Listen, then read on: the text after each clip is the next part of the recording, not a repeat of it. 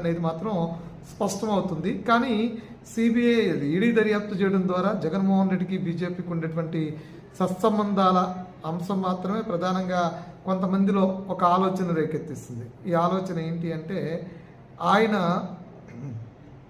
Case నుంచి ఆయనకి ఉపశమనం కలిగేదానికి ఈడీ దర్యాప్తు అనేది.